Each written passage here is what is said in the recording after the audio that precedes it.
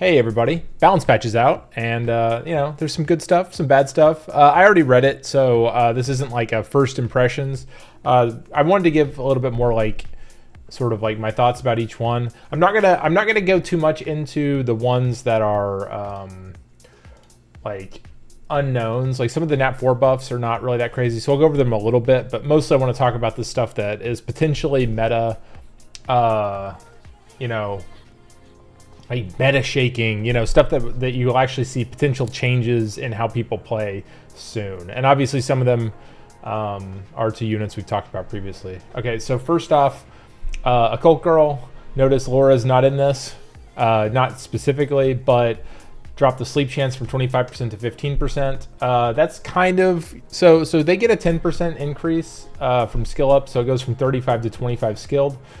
So, that's like a 30, it's kind of like a 1/3 drop, which maybe, obviously that's gonna affect them, but it's gonna be hard to notice because it's already sort of a low chance anyway. Honestly, I don't think this is going to nerf Lora very much, because most of the time it's gonna be like, say, especially like Violent Lora that Vio's S3 into S2 skill 1. Like that's one of the bigger threats. It's going to have a much bigger effect potentially for like a Swift Lora who can cycle a little bit faster. As I said, I don't think that's going to be a huge deal. And unfortunately, it nerfs some of the other Occult Girls that are not quite as good. So that's really too bad. It's kind of the same situation as what happened to Oracles, where there's like one standout one that just. But I guess technically it nerfs Nikki as well. Nikki's also, while not as talked about, Nikki is also kind of an insanely good unit. So maybe they're just like, we'll touch both the LDs, and then obviously they're like, oh, well, let's give Annabelle a buff. So whatever, Annabelle gets a little bit of a buff on this next one. She gets her activation chance on the armor break increased and the slow. So this is like much more consistent, right? So let's see. So that's the Occult Girls. The next one is going to be the nerfs to Panda Warrior, aka Tian. They changed the damage being proportional to max HP and attack power to only being proportional to attack power. So strangely enough, this doesn't actually mean it's a nerf. It means you can't build them as tanky for the same damage. So the way this typically works is that they don't necessarily change. Like if you imagine like two buckets that they get damage out of, like say halves out of hit points, halves out of attack.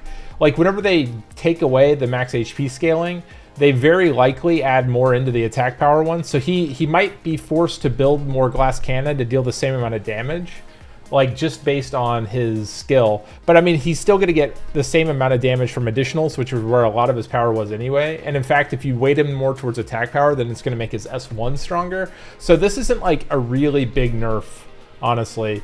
Like it's a big nerf to Bruiser Tianlangs. Or not even a big nerf. It's a nerf to people who played Bruiser Tianlangs and still got a ton of damage out of Tianlang, even though he's built tanky. Which, arguably that's not really how it should work, right? Like a tanky unit doesn't necessarily, if you don't have any trade-offs, then it's not as maybe it's unbalanced. I don't know. In either case, unfortunately that hit Mo Long, which Mo Long is like whatever. Like unfortunately it did nerf Mo Long, but they gave him a bonus of Reckless Assault, not consuming as much HP now, which actually makes him a lot safer to use. And also like a Vampire Mo Long is going to be like, I haven't done the calculation, but it's going to look like his hit points. Like he's not going to lose very much hit points. It's going to be kind of nuts actually. Like this is really cool. Light Onimusha, this is probably the most unnecessary nerf, I feel like. Just based around, like, just looking at win rates, this didn't really make too much sense to me because, like, he only had, like, a 51% win rate. But maybe they have different standards for Nat 4s, or maybe this was actually intended to nerf him in, like, say, Guild War or something of that nature. I'm not exactly sure. I don't really agree with this one too much because I don't think he was out of hand anyway. The one thing, though, to keep in mind, though, is this isn't necessarily a nerf. Like, and the reason I say that, and this is just to be, like, to be technical, this is now a different skill. The way he does damage is now a different skill. So we don't know the multiplier on that skill. So theoretically, this could be a buff if the multiplier were big enough on this. I think it's very unlikely that's the case, but technically you could make the damage on this be higher than his S1, and this might even be considered a buff. But yeah, I still don't, assuming that it's a nerf, I don't really see why they did this, honestly, but I mean, maybe I don't know. Maybe they have different standards for Nat 4s than Nat 5s is my only guess, because he is by far the best Nat 4 in the game.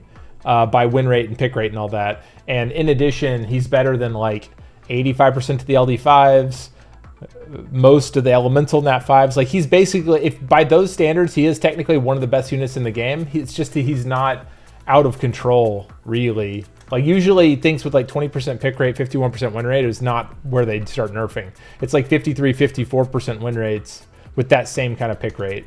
So whatever. Anyway, Wind Mermaid removes all beneficials, goes to 1 beneficial. I think that's a siege nerf. I don't, obviously she's not an RTA unit really, so whatever. I'm assuming this is like a siege thing.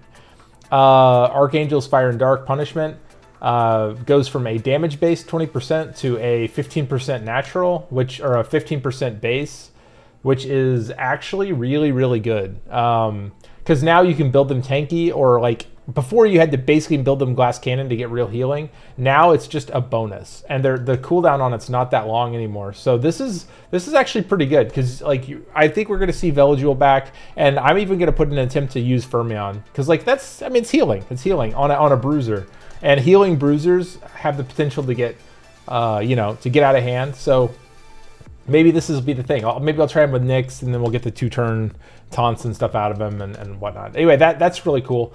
The fact that's a very cool buff. I hope that it ends up making him at least useful.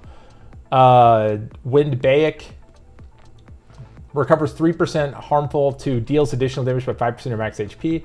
If this is 5% true damage and it's per hit, this is like kind of okay, because he does like double hits. So it's basically just zapping 10% of their health as a bonus every time he hits. And he does turn cycle in a really interesting way with his passive. And so maybe I try to look at everything in a good light, but maybe this will mean he's like a very good anti-bruiser, because you can build him like basically pure max HP, no crit rate, crit damage. So he's just a bruiser, like just straight up HP, and then just start zapping people for 10% of their health. Like if he's violent proccing and there's 20% of their health for free. I mean, and it's 5% of his health too. So if you build him like really tanky, maybe you make something happen, right? Like if he's double their hit points, he's zapping 20%. I don't know. It's not going to crit, so probably. So anyway, this might be a copium buff, but I'm looking forward to at least trying him. Fire Indra, when attacking on your turn, silences for 1 turn. Whatever. If this chains like on his S1, maybe this is cool. I'm not sure this is what Fire Indra needed, but I guess now he's potentially usable in like some kind of a CC comp. So maybe that's good. I don't know. I don't know if I like that too much as like a buff, but at the same time, like no one's used Fire Indra to any level of effect. So if it actually does make him good, 1, you're not going to see him immediately, and 2, it's going to take a bit. Wind Indra, damage increases in proportion to attack speed.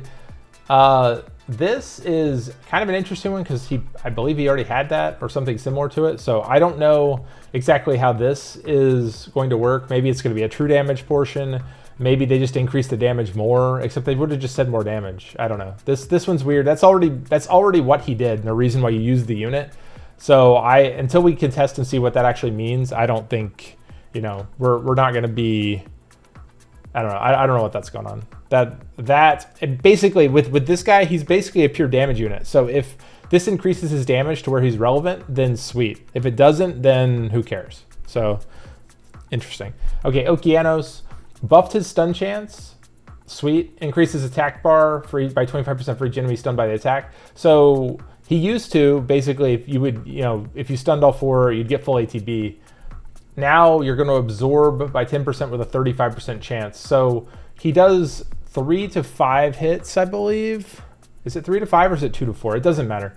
But he's going to be able to absorb randomly. So one of the things he's going to do, even aside from how much ATB he gets for just cycling purposes, is he is now going to disrupt turn orders like a whole lot.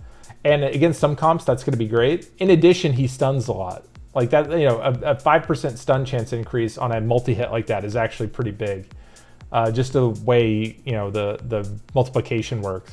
So I personally feel like this is probably a buff, just due to the stun chance. I don't know how I feel about the absorb, but I don't know. I kind of think it's actually a buff because now he pushes back ATB and he potentially gains, you know, his maximum amount, which he'll never get, but he'll get basically full ATB off of this anyway. But, you know, even assuming he gets like say 30 or 40% ATB, I don't know. I think it's a buff. We'll see.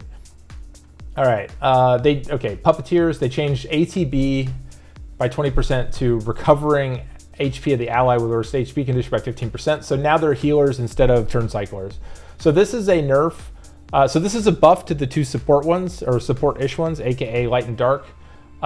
It's kind of a buff to, it's kind of a side grade, I think, to Smicer.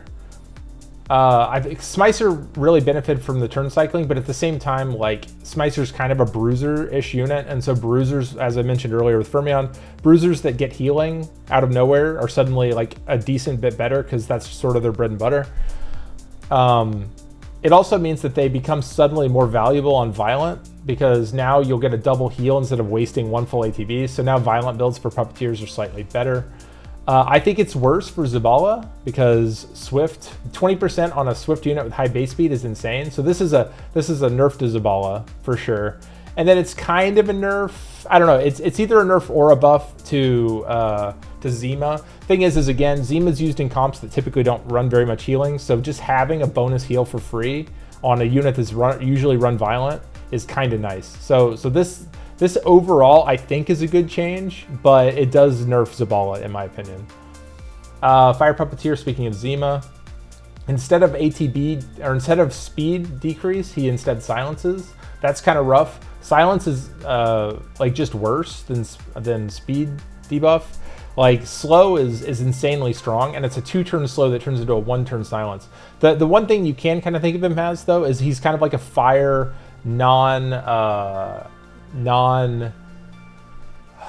he's a non-conditional Gianna kind of. But the downside is, and obviously a silence where they can't cleanse it with Heigang, like you're going to disrupt the whole team. Even if you glance against the Heigang, you are in fact going to mess up their turn order, especially if they're on Swift or something. So I think it changes him instead of nerfing him. He's better against some stuff, worse against others. The Zima, Heigang kind of stuff, it's worse because the slow was very, very good there. But I don't know. It's not the worst, but definitely he's going to be used in a slightly different style of team. Wind, speaking of Smicer, Ventriloquism changes ATB by 20, instead is decreased attack bar by 30. So this is just a straight buff. Smicer was already getting nearly good, so this might be a big deal. Light Puppeteer, 3-turn ATB, or sorry, 3-turn attack power and 3-turn immunity instead of 2 turns. I believe if he uses S2 on himself, this now means he's now a permanent attack power. He's basically permanent immunity and attack power. So I think this is pretty big. And then combine that with the fact he now heals, it's pretty good. I think Kavarchi is a lot better from these two changes. Like Kavarchi is potentially a real unit now.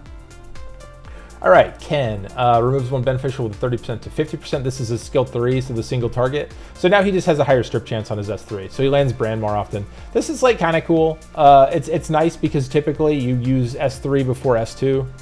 I mean, the thing is they both cycle each other. So which one you use is sort of up to user, It's kind of like however you feel like doing it, because sometimes you'd rather get cycle S3 with S2 to be able to kill people faster. Sometimes you'd rather like S2 and then S3 to make yourself S2 more, like if you're like CC cleaving with him in some kind of a weird comp. But I think I mean, obviously it's a buff, but I think this is nice. Not a huge buff because he's not used that much anyway, but at least it makes his branding more consistent.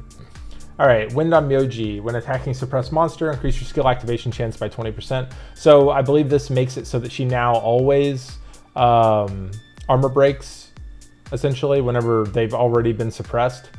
So it's a little bit of a buff. It's not that big. I mean, it goes from 80 to 100.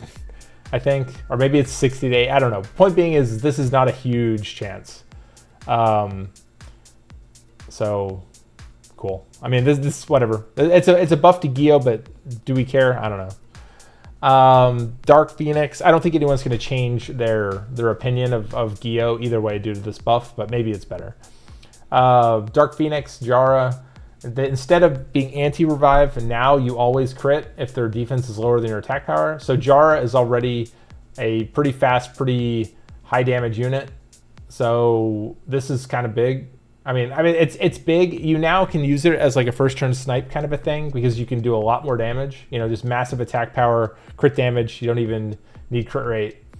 Just pretty cool. Auto crits are cool. It also, it's going to be better for PvE. I don't know. This I think is overall a buff, even though, I mean, who even used it for anti-revive? Who has ever used this for anti-revive? I mean, a few people, sure. I don't have it, so maybe that's all they used it for, and I'm completely off base here, but I think this is kind of a cool buff. It would be cooler if they had just left the anti-revive in, though, but maybe it's too good then. Who knows? All right. Fire Wind Light Dokaibi's recovers HP of all allies by 10% to 20%. So now the Dokaibi S2, this is the strip S2, the AE one. It's just better. It just heals more. So now they're a better bruiser. That's cool. I mean, more healing. The heal was pretty insignificant before, so maybe going from, you know, doubling the healing is pretty nice. So hopefully this will see an effect. Wind Dokaibi, damage increases HP situation worse. So this is just a, so he already auto crits, so now he gets a additional damage increase on top of it. So maybe he's just gonna slap. I don't know. This one, until we see how much damage, maybe this is good, maybe this is bad. I really wish the Dokaibis were good, so I'm gonna cross my fingers that this is good. Light Dokaibi, Uldong, Triumph Over Evil, increases crit damage by 50%, goes to 100%. So I have Uldong, and I'm gonna be trying him with this. I don't know if this is still gonna matter. I mean, it's more damage, so it means that basically you build all your units on crit rate, and like for RTA specifically, you build all your units on crit rate, and then you just get free crit damage. So you can go like crit rate skill 4 with, or crit rate slot 4 with like just a ton of rune efficiency, and then you play something like a bruiser. So like for instance, this will go great with Lima. It'll potentially go great, obviously, with itself if you build it crit rate. Someone suggested, actually, I think it was ACOG suggested using Wind Cassandra here, because then you can put her on crit rate and she still kind of kills stuff with her S2. With the ignore armor. So I mean, this actually could be really good. I'm going to try that team pretty much day one. Like this is a big deal if this works well. So I'm going to be trying this. Hopefully it's fun, because he also, nice thing about Wind Cassandra is he pairs really well with Wind Cassandra, obviously because of the strip into S3 and all that.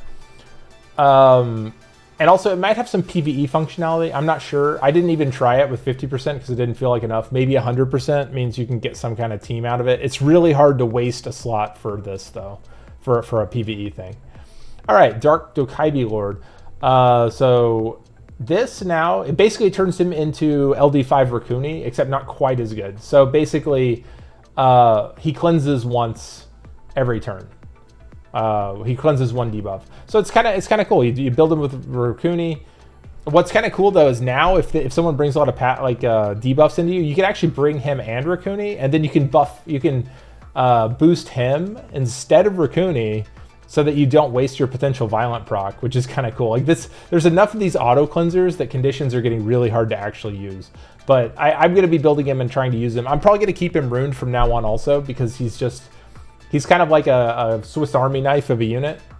Like the fusibles are getting really good. All right, Water Dokaibi Princess decreases damage from 30% when you're under inability, goes to decreases damage that allies under inability take by 30%. So now if you get AE stunned or whatever, now she just protects your whole team. I'm assuming that includes herself, not just allies. I'm assuming that she's included in ally, in which case this is just a straight buff. So maybe this is really good. I'm not sure I would use her. I still don't know if I would actually use her though. Like maybe she's like an anti-Gianna or something. There's already Hey-Gang. I don't know. This feels like a buff looking for a problem to fix, but I don't know. Maybe it's okay. Fire Dokaibi Princess. Add 1 more turn to the beneficial effect that fire monsters receive. Immunity, increased chance of landing a crit hit for 2 turns to 3 turns. Okay.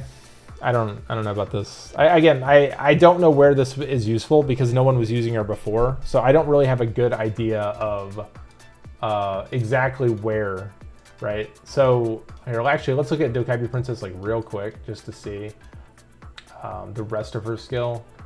So before, yeah, so it's just a grants immunity to all allies, increase their chance of landing a critical hit.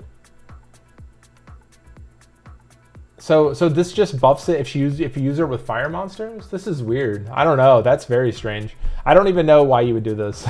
All right, whatever. Cool. Maybe there's a weird fire strat now. Or maybe it's going to pair super well with Fire Geralt. All right, Wind Dokaibi. So now she absorbs attack bar. So basically she's free to play Dark Pudding Princess because she's a no-touch strip. And then in addition absorbs their ATB. So the thing is this is kind of an anti-Haygang also. Remember, this is a no-touch, so this can't glance. So she's absorbing 50% ATB each, and in addition, she'll absorb 10% more if you actually strip them. So she's actually a counter Haygang now, and she doesn't get triple revenge verded. Like, this is actually kind of good. And then her S2 is like a heal, which isn't that great. So I don't know, that's whatever.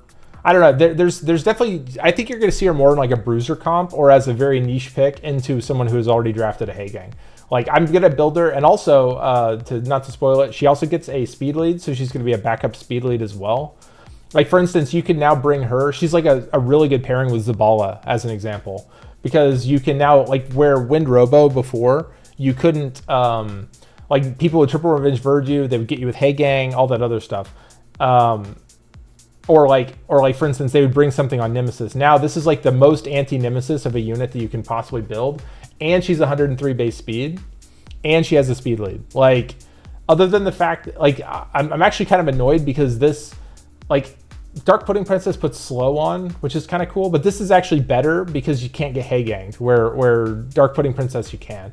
So I don't know. This feels really good. The fact that it doesn't even matter that it's elemental because it's no touch. She's a healer who also does a no touch. So, like, that her element doesn't matter whatsoever. And she turn cycles. Whatever. Anyway, Light Dokaibi Princess. This is a great unit. This is probably one of the bigger buffs, surprisingly. I actually think this is going to be huge into Haygang. Like, you're going to see her a lot, I think, really soon. Like Dokaibi Princess, icing on the cake, recovers allies' hit points by 10% for every beneficial effect they have.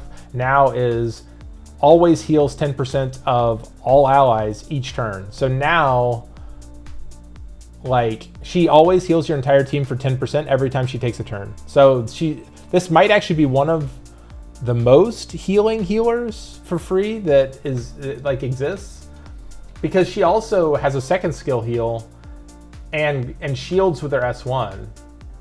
So, like, this is just going to be like a wild amount of healing potentially. So I don't know, this actually could be pretty good in some kind of, like, in anti-bruiser, like in bruiser versus bruiser fights, this is going to be pretty big too.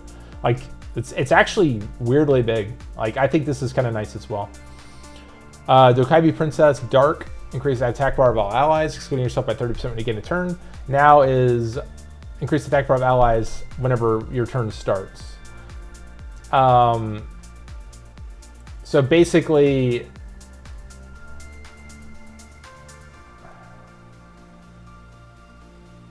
so now it's like conditional, like, per unit, instead of if she's under an ability, she like boosts everybody else. Now it's like anyone who's stunned boosts. This is, I think, is better, actually. I think this is better as well. Like, this, I don't know if this is going to make her usable or, like, useful for much, but this is a step in the right direction. This is kind of nice. Wind Vampire, Death Blow, branding, and prevents them from receiving beneficial effects. This is, I think, a PvE buff. Not that really big deal. Water, Wind, Light, Soul Snatcher. This also, this is another probably PvE buff. This is, like, you know, buff block removal. So prevention. I think this is another PvE buff, but I mean, it's kind of cool on water because she's already a stripper. These I'm not going to cover too much, the gargoyles, because each one is, like, kind of a conditional you could use in certain types of, like, PvP situation, or also, like, on arena defense or potentially siege stuff. They're kind of cool. all it means is that you get to start already in form. So for instance, if someone brings like a CC cleave with too much pushback, like if they ever draft a Lora, for instance, you just pick the dark one and then they have to ban it, or you immediately go to a tie. You know, no one ever picks Lauren, but you know what I mean? Like that's kind of the point of it. They basically just changed the conditions on all these, so now you don't have to crit. Instead, it's off of a different condition for each of the Undines. This is a good change because no one wanted to build these things crit rate. Light, the only one that's kind of maybe a nerf was that Light Undine, if you built it on crit rate, was a full stripper every time you attacked, which is really cool. Now it's just like a single buff strip every time, but you don't have to build it on crit rate is the main thing. Like you build her very tanky the way they're kind of supposed to be, and then it's potentially better. So I don't know, Light might be a nerf, the rest of them are probably a buff.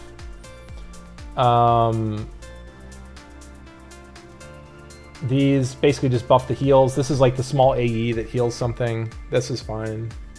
I don't know if it'll make them useful again. Water Undine now is like a weird, like that's kind of cool. Like basically every time something dies, that it cools down more. So once you've started rezzing, if you're in like a res cycle, it makes it so she's gonna res again faster. That's kind of cool. Fire Undine, this one's actually kind of cool because this share life heal is actually kind of awesome. And now it's also a small cleanse. Like she was already cool before. I really liked her. I used to use her in like R5 all the time. Like back whenever R5 was like terrible and hard, and like before BJ5 existed, just as like a unit to heal on one of my teams. And this was a great skill. Like, so I would like to see this be actually used, just because I don't know. I always like the design of this. All right, Undine Light. Instead, it's a pat. So instead of it removing all harmful effects and making the selected target invincible for 3 turns, now it recovers your HP by 10%, grants invincible for 1 turn to the ally with their worst HP status. So now she just automatically invincibilities your lowest HP unit every turn. That's actually insane, maybe? I don't know. Like that's kind of crazy, actually. So she heals herself, but not them, but then invincibles them. So yeah, that could be wild. I definitely want to see how this works. That's pretty cool. I don't know if it'll get used, but it seems neat. It's definitely one of the cooler of these use every turn kind of skills. All right, Dark Undine.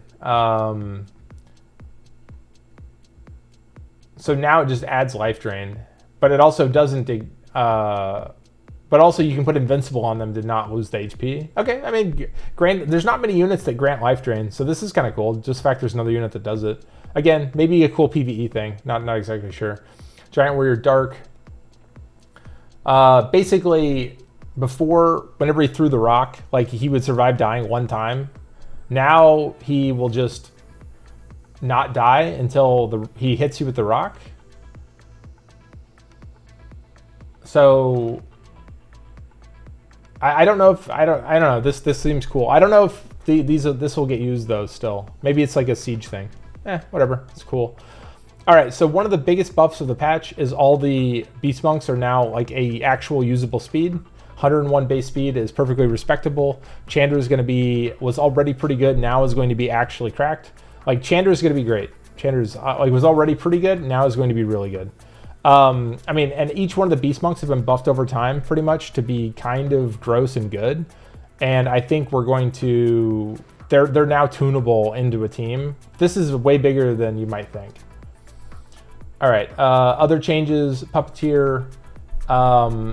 Now they get recovery on their S1. So they get, what, 1 level of recovery? No. They get 1 recovery here. So they get 20% recovery, so their heal's going to go to like 12% or whatever. Okay, that's fine. More healing just from the skill ups. Light Undine, now instead of the cooldown time, now just gives more recovery, so she heals herself for more. Cool. Here's the other one, which is that the Wind Dokaibi is now a attack speed, or a speed lead, which is actually kind of a big deal. Also, she's safe into more, and more is pretty strong. Like this, like together, this is going to make her probably more used on like more teams. Because now you can do like a triple Swift team that won't look like a Swift team, and then do some big shenanigans. Like for instance, you could have like don't quote me on this because this is like, you know, no one's gonna actually run this, but like imagine as like a trick play per se, you bring Window Kaibi and like Verad, right? Like you don't trigger any of their like both on Swift. You don't trigger any of their passives. And then you set up for this awesome like turn 2. Like I think she's gonna be a big like trick character, at least at first, until people get used to her, and then she's gonna probably go back to being like a last pick anti-Hay-Gang stripper kind of a unit. Because now the thing is what makes her really good is that you can do 2 competing strategies. Like you can bring her as your strip, and then they can't Hay-Gang you, so they can either outspeed you. But if they decide to buckle down and like go Hay-Gang and other like anti-strip kind of stuff, you're gonna be able to go like Cassandra's or you know Frederica's, that kind of stuff, and just like kill them. Like I don't know, this gonna be a big deal. When Jack-O-Lantern fix an issue, the amount of shield you create being abnormal. I don't even know what this was. I guess his shield was too big, so maybe he won't be quite as oppressive. Yeah, Giant Warrior, more dark stuff. Beast Rider, this is just changes of like how they wrote it. All right, anyway, that's my coverage of the balance patch. Overall, my thoughts on the balance patch is that it's not hugely meta changing, other than the fact that honestly there's a couple that were big. The biggest ones are going to be weirdly enough, it's going to be the Window Kaibi Princess. That's going to be big because Hay-Gang is kind of dominates the meta right now, and so having a very free-to-play accessible anti-Hay-Gang stripper is kind of a big deal. And it's honestly, it works into a lot of other stuff too, right? Because it works perfectly fine against Verd, works perfectly fine against turn 2. She turn cycles, she heals. Very, very good strip. Like this is the great unit now, and speed lead. Other big changes. Dark Dokaibi Lord is going to be a big deal. Archangels are going to be a big deal, I think. I don't know about a big deal. I'm excited about the Archangels, but it's like whatever.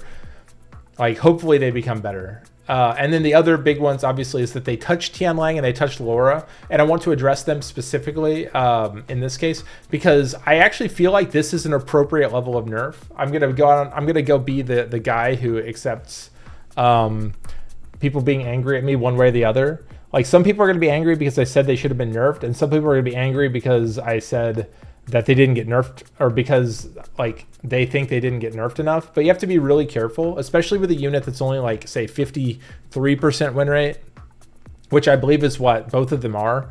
Is that's very, if you assume that like 50 to 52% win rate is acceptable and is perfectly normal for like a strong unit, then barely touching one of these units can easily collapse them like 1%, right? So if their goal, and I wish they would actually come out and say like what their philosophy was, like at least a little bit. But if their goal was to drop them from like say 53% to 52 or 53 to 51, then this is an appropriate level of nerf. In fact, I think the Tian nerf was big enough that it might be more than that. Because now he's not going to be, he's going to, like, to have him do real damage or like a lot more real damage, like he's going to have to be a lot less tanky than he was previously. The Occult Girl one, I'm not sure if that's a big enough nerf for me to even notice in most games. Because, I mean, how many games, how many games did the extra 10% change the sleep string they did, right? So maybe this will change it, and maybe it changes it enough that it actually affects things in a way you would notice, but I don't actually think so. So I think overall, I think the Lora nerf potentially wasn't enough. Like they should have, and then in addition, it sucks because you have collateral damage on. But again, if the intent also was to nerf Nikki as well, then this is appropriate, I guess. But it sucks that it nerfs Rika and Charlotte and those units. And then Tian I need to see how this shakes out, because like depending on how they increase his damage or the damage proportional, like the percentages, this might be a pretty big nerf. So we need to see how that is, because again, he's heavily used in bruiser teams. So making a bruiser less tanky is inherently a pretty big nerf, even though it doesn't feel like it. Like he's not actually. Like he might or might not be too strong into the types of teams that you're currently playing, basically. Anyway, that's my views. Feel free to yell at me in the comments. I will try to answer it. And also let me know if I said something illogical, because again, I mostly like read these over the course of the day, and those are my thoughts off the cuff. But if I said something stupid, let me know. Because at least it helps me do better analysis in the future. Anyway, thanks everybody. Really appreciate you watching, and hopefully this balance patch rolls out good and it fixes all our dreams. All right, see ya.